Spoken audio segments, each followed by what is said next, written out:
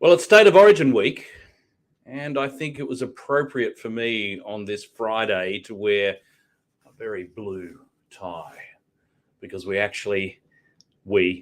the royal we, by the way, managed to get a victory. So the New South Wales Blues beat Queensland this week. Hi there, my name's Mark Smith. I'm Group Managing Director of People2People in Australia and the UK and Frog Recruitment in New Zealand. And this is P2P Live. It's 12:30 on a Friday afternoon, and we've had a big week of sport, of course, with the State of Origin taking place, hence my blue tie. And I don't know if you can see just right over my shoulder here. Oops, I've got to do it the other way. On the building behind us there, the World Cup is starting very, very soon. And that's one of the things that they've got going on here in Sydney is that big poster on the Aon building there. So I'm all very excited for the Matildas, and hopefully they'll do well in the coming weeks. But today we're going to talk about all things jobs and employment here on LinkedIn, YouTube, Facebook, and Twitter. So if you've got any comments, then please make sure you pop them in there and we can respond to them in real time. So we've got the stat of the week, which is some real single touch payroll data on the number of people being paid and how much salaries and wages are actually going out into the marketplace. So that's an interesting number. We got two hot jobs here in Australia. We got a job in New Zealand, a job in UK for those who are looking to go on a working holiday or possibly returning home or just considering their options. And then we're going to talk about burnout. This whole work-life balance thing with Josephine Ting from our Brisbane office. She's written a blog post on this idea of whether it's all blurred lines now. So we'll find out more about that. And finally, of course, we've got the Twitter poll and this week's results. So a lot to get through. So let's get started with this week's Stat of the Week.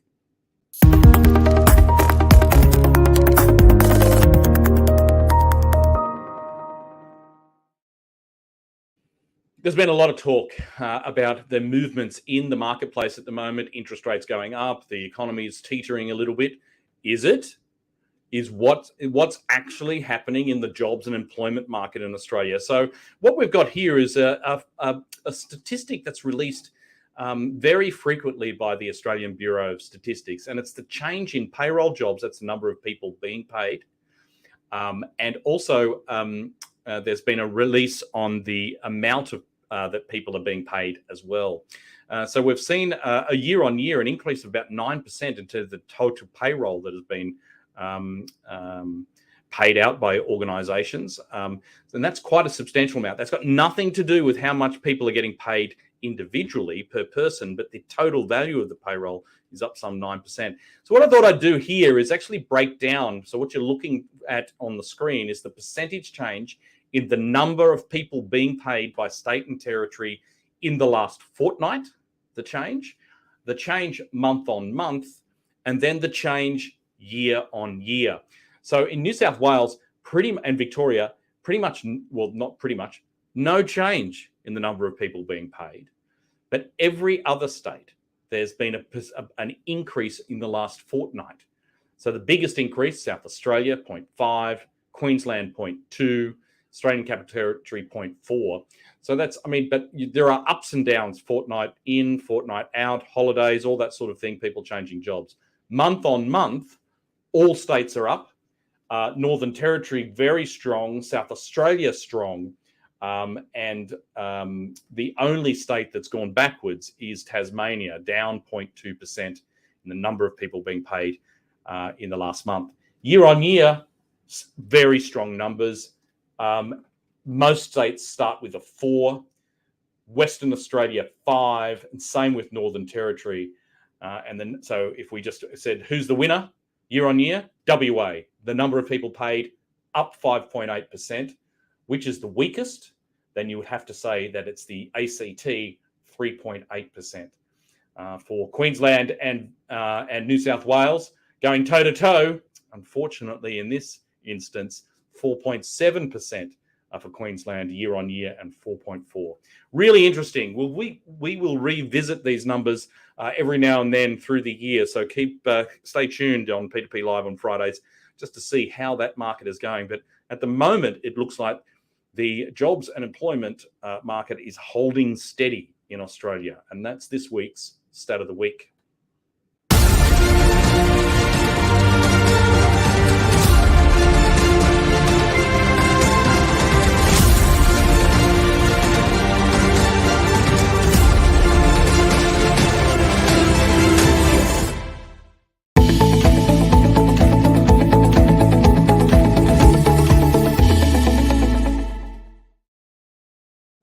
Couple of hot jobs in Australia this week. Here's the first one. It's out of WA in Perth. Kieran Stoltz is the consultant you need to chat to.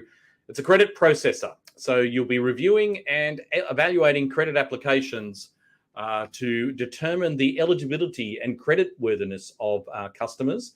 So you need to be able to communicate those decisions. You need to be able to conduct research and verify applicant information. So you've got to have attention to detail, good analytical skills. And if you've got experience in credit evaluation, you're going to put your way in front. Kieran Stoltz is the consultant you need to chat to in WA. That's Kieran at people2people.com.au, or give him a call on the number on the screen there, or simply hit apply now in the comments. You can learn more or apply directly just by hitting that comment. Here's the next opportunity. And this one is in Queensland. It's a financial accountant in Eagleby, paying $90,000 to $110,000. What you'll be doing with this particular role is overseeing and acting as a backup for payroll of over 200.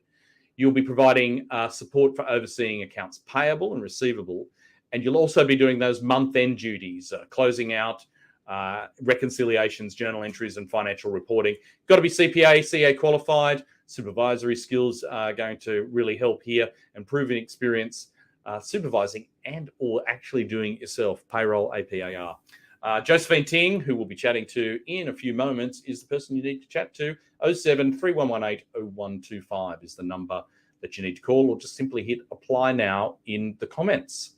And that's this week's top jobs in Australia.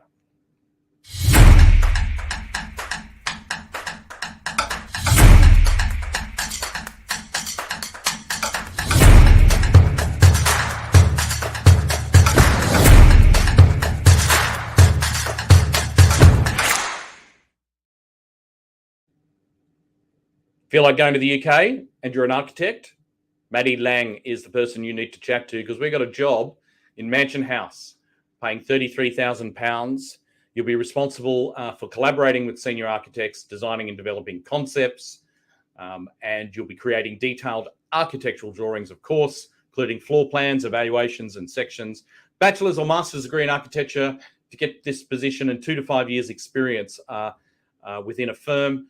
Maddie.lang at people2people.co.uk is the email address, or you can see her number on the screen there, or simply hit apply now in the comments to learn more about that particular opportunity in the UK.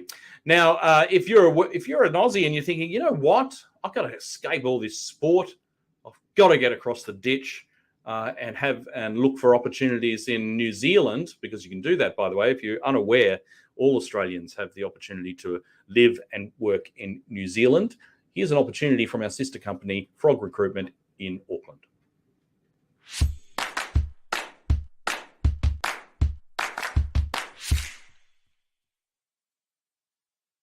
Hi there. I'm currently working with a global organization within the fintech industry, looking for the next sales superstar. This role is an extremely rare entry-level opportunity into the world of finance and investing. You get to be a part of a global company trying to establish their base within New Zealand. You'll be at the forefront of business development and trying to grow the company's client base.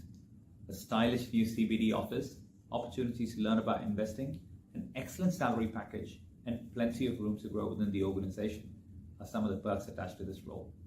If you're a competitive individual with excellent communication skills and a passion for finance and investing, apply now by sending your CV through to me on the email address below.